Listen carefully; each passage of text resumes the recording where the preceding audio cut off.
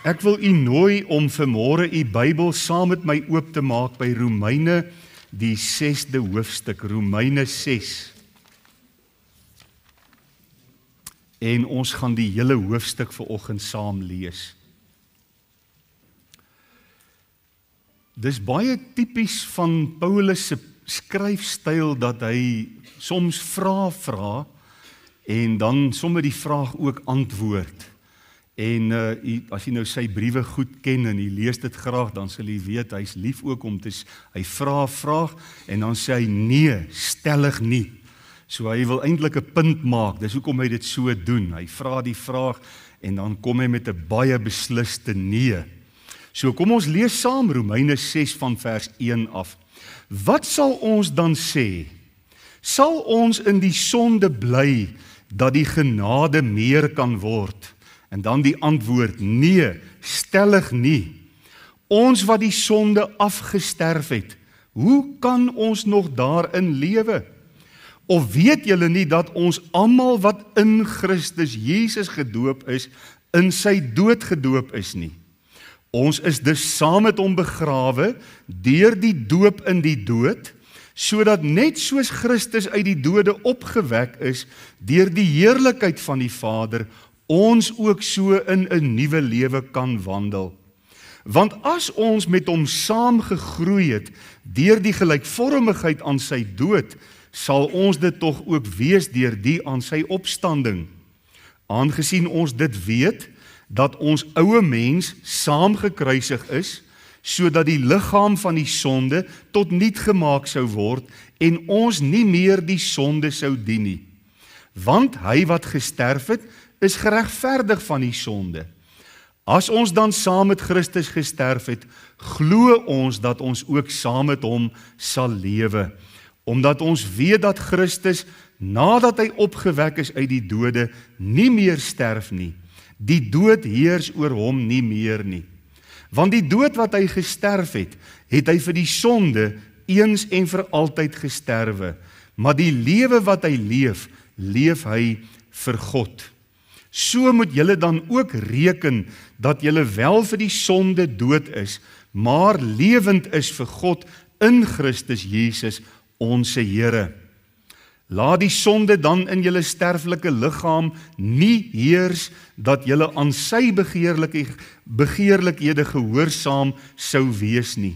En moenie julle lede stel tot beskikking van die sonde, as werktuie van die ongeregtigheid nie, maar stel julle self tot beskikking van God, as mense wat uit die dode lewend geword het, en julle lede as werktuie van die geregtigheid in diens van God.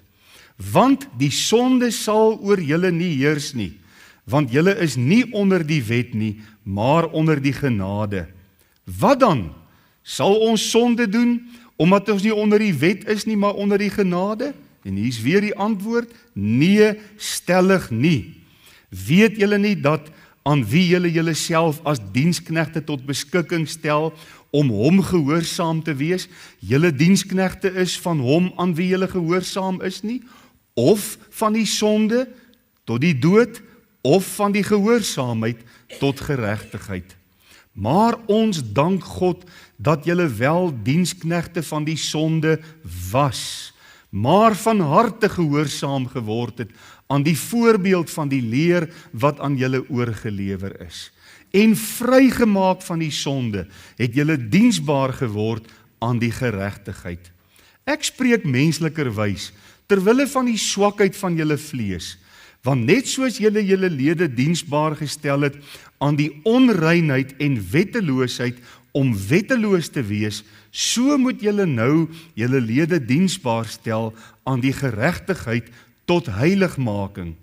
Want toe julle diensknegte was van die sonde, was julle vry van die geregtigheid.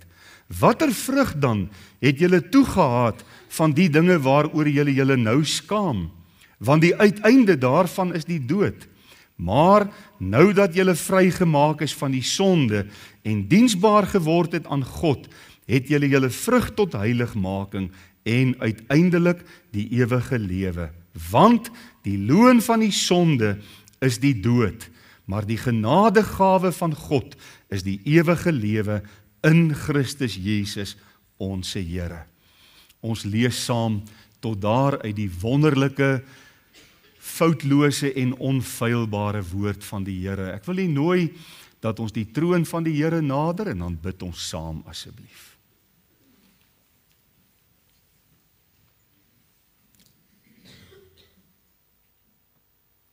Hemelse Vader,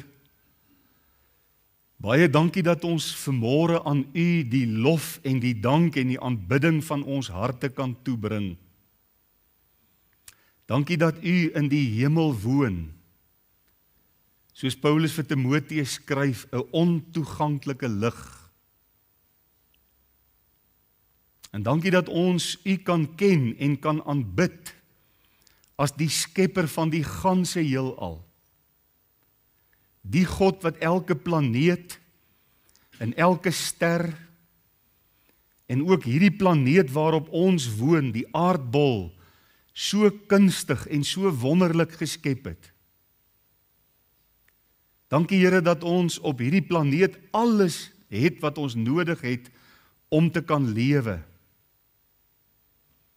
Dankie vir die natuur wat ons so kan geniet. As ons in die aand uitgaan en ons kyk op na die sterrehemel, dan verwonder ons oor u grootheid.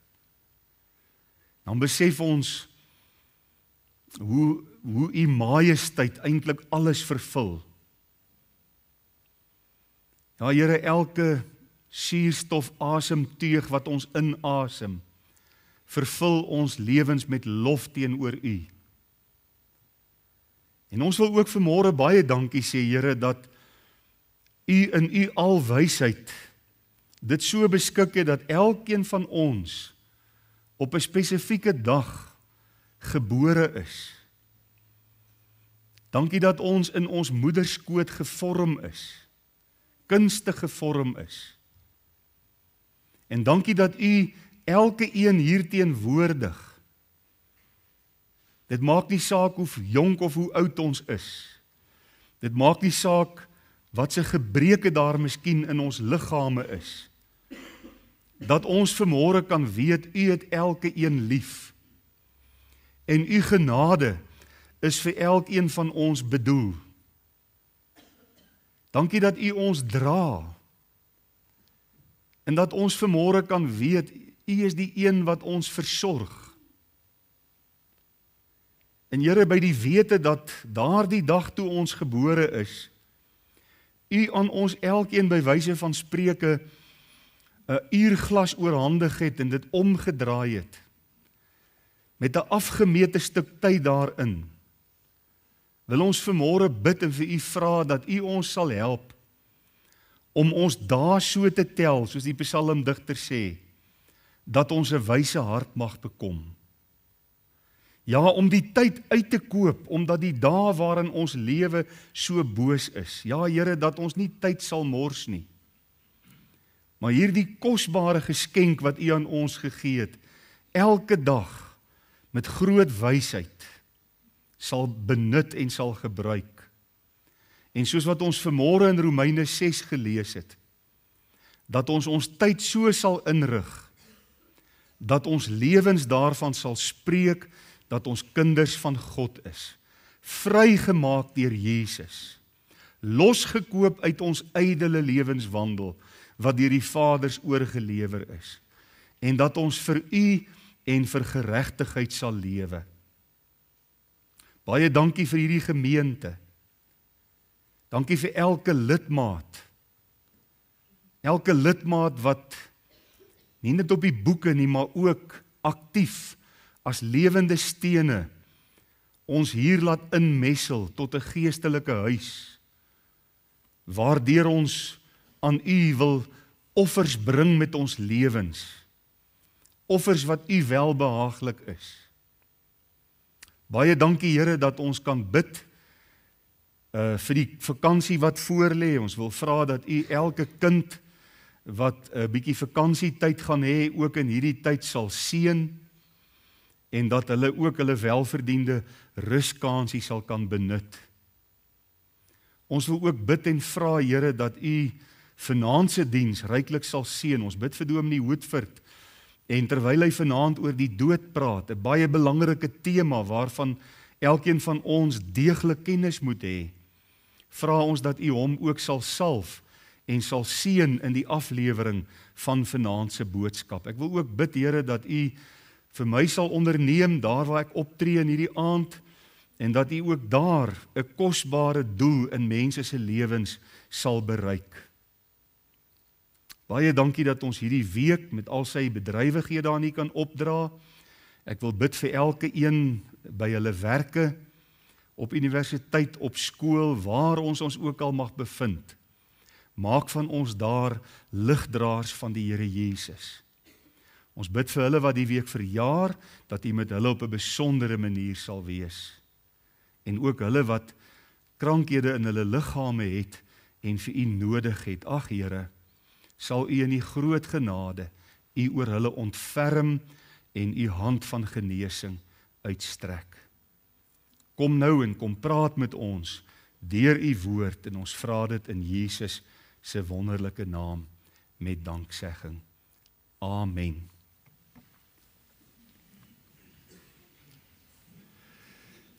As 'n mens Romeine 6 bestudeer, dan kom jy onder die indruk dat Paulus hier baie duidelik praat oor kinders van God se verhouding met Jesus.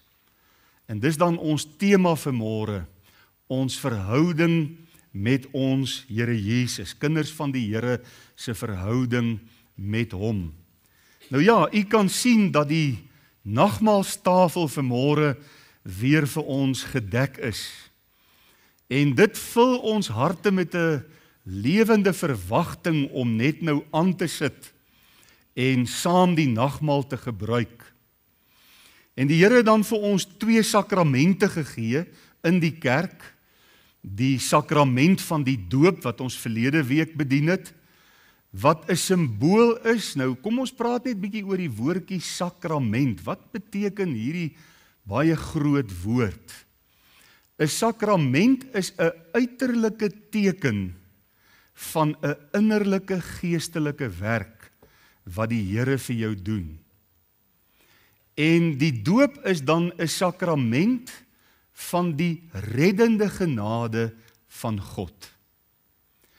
Wanneer ons iemand doop, dan sien ons voor ons afgeskilder hoe die bloed van Christus in staat is om iemand se hart te besprinkel en skoon te was van sy of haar sonde.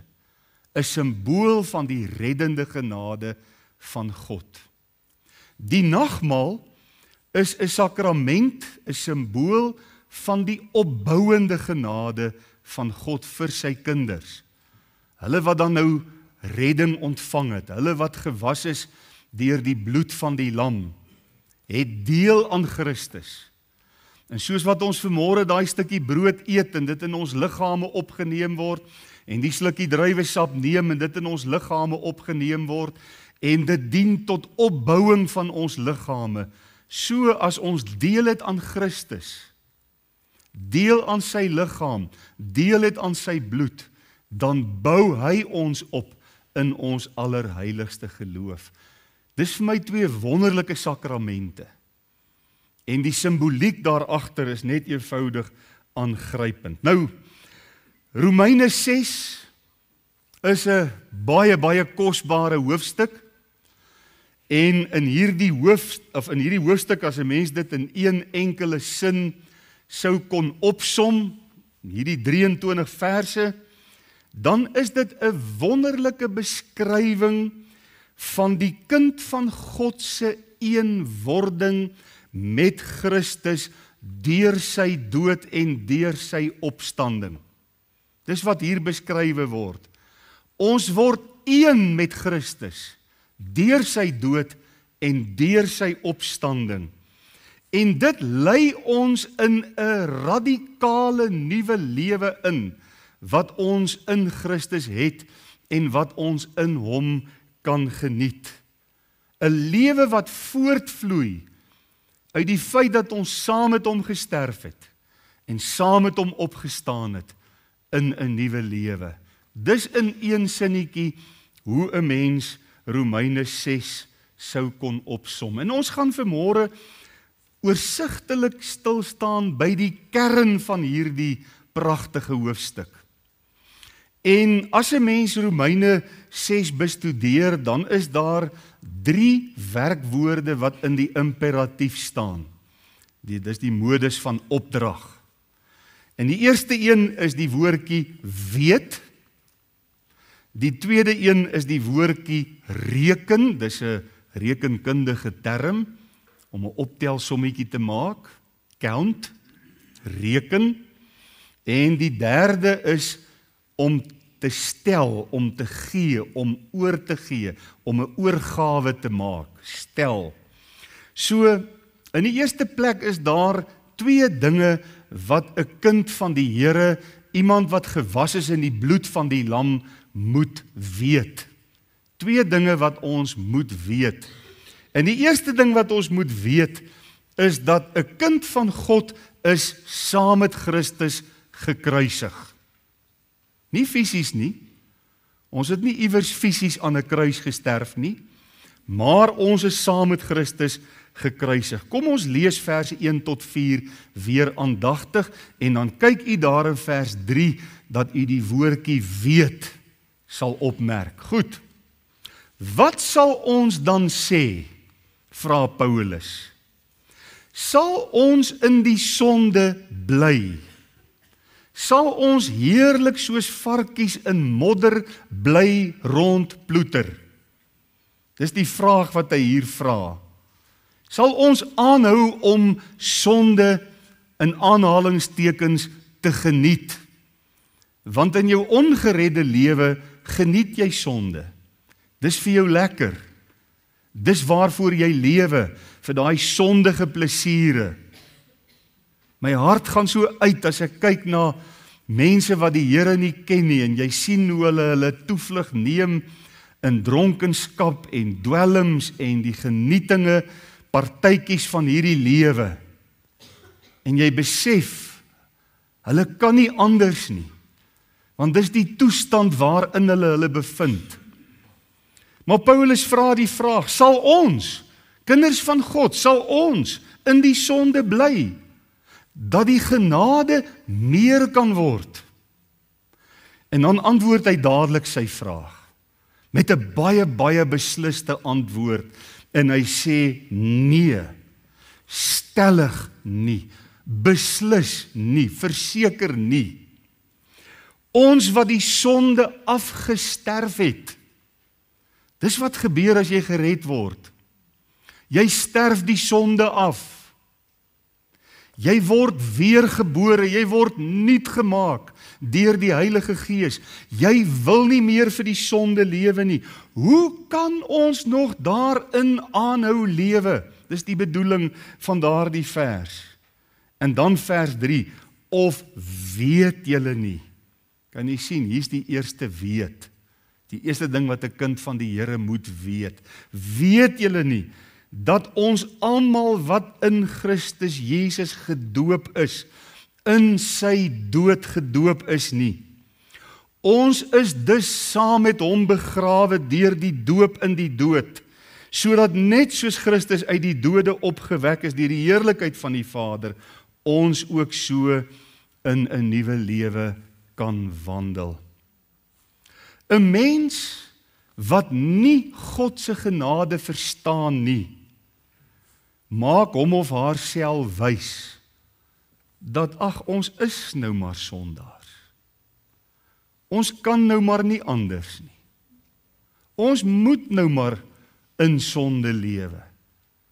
Of jy nou sê jy's 'n Christen en of jy nou nie 'n Christen is nie, dit is nou maar net hoe dit is. En dan dink mense, ja, jy weet, dit is nou maar my toestand, ek kan niks daaraan doen nie. En ek bid maar dat die genade van die Here my eendag sal oorsien. As jy Romeine 6 lees, dan kom jy agter met Paulus se baie besliste stelling, nee, stellig nie, dat dit dwaasheid is om so te redeneer, dat 'n mens nie so kan redeneer en moet redeneer nie. En dis hoekom die Bybel vir ons hier sê, daar is iets wat ons moet weet. En wat is dit? Dat ons saam met Christus gesterf het en saam met hom begrawe is deur die doop in sy dood. En dit is 'n wonderlike gedagte wat Paulus hier met ons kom behandel.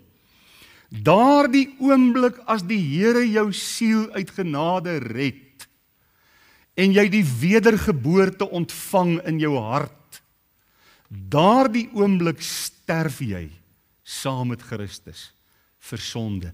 Daardie oomblik word jy saam met Christus begrawe deur die doop in sy dood, en ek hoop u kan agterkom dat Paulus nie hier oor die waterdoop praat nie. Of jy nou aan die kinderdoop deur besprinkeling glo, en of jy aan die volwasse doop deur onderdompeling glo, die doop wat in Romeine 6 ter sprake is, het nie 'n druppel water ter sprake nie. Die doop wat hier ter sprake is die ondervinding van redding. Dis daardie oomblik wanneer die Here jou siel uit genade red, dat jy saam met Christus sterf, dat jy, en die woord baptizo se kernbetekenis is vereenselwiging.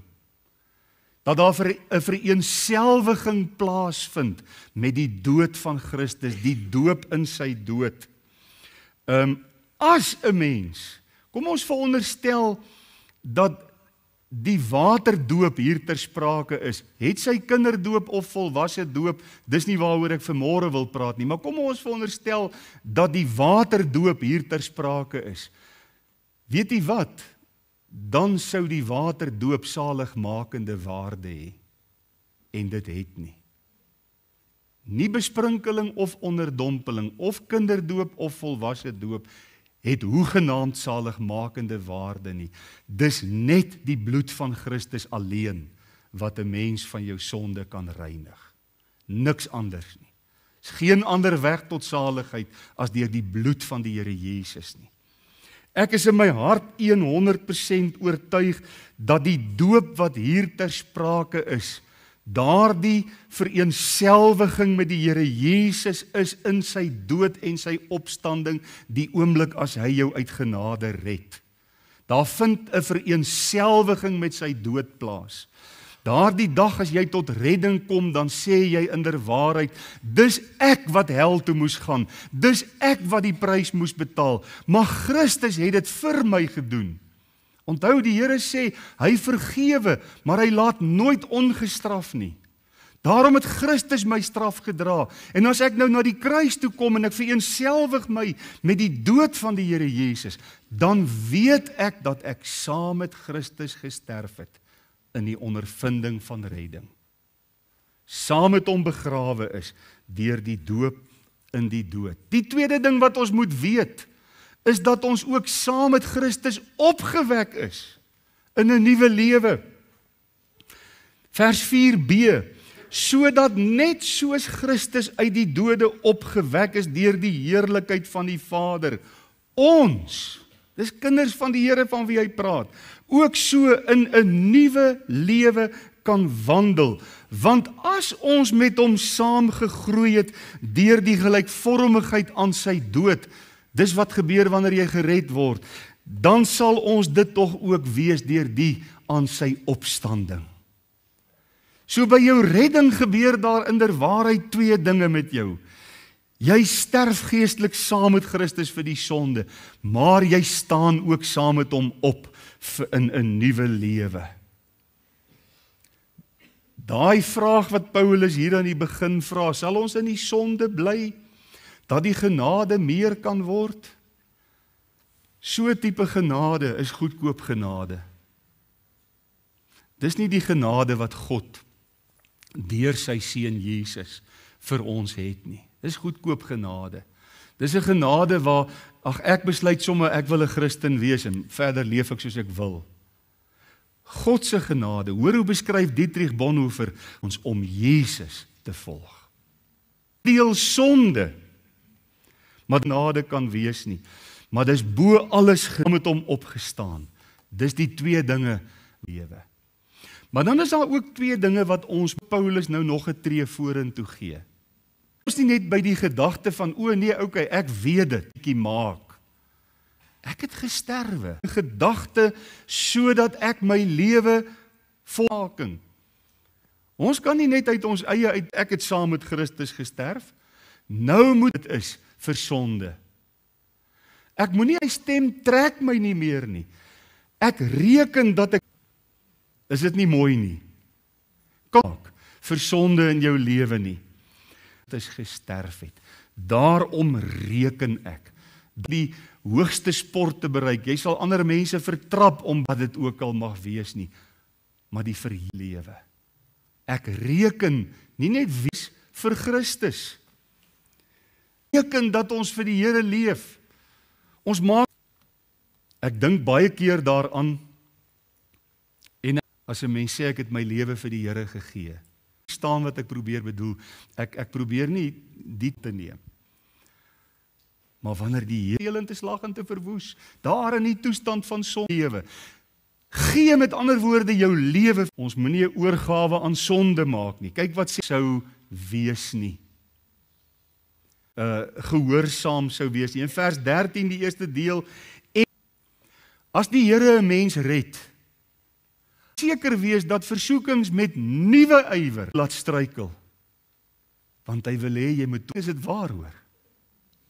Ek weet nie of hy hy slaan sy vrou en hy sê daai en die ander nie. Net jy meer verloor. Kom Paulus sê, ons weet almal van kant ons koppe en hy wil werk. Die duiwel aan die geregtigheid stel nie, maar 'n algeheel in diens van God. Meer en meer lewe vir hom, dan my stem, of dan kom Paulus in hy diens. Dit is, ek is gedoop, jy moet weet, vanmôre weet, ek reken dat ek making ontvang het, stel, maar, kom ons bid net saam, baie dankie onse Vader, dat ons in hierdie môre prys betaal vir ons elkeen se sonde. Kom, en 'n mens antwoord u roepstem, en jy kom tot bekering, dan doen u die wonderwerk gebruik, en ons die broodjie gaan eet, en ons die druiwesap gaan drink, en dit gaan deel word van ons liggame. Ons kan bid, en ons wil ons lewens aan u oorgee, in Jesus se kosbare naam. Amen.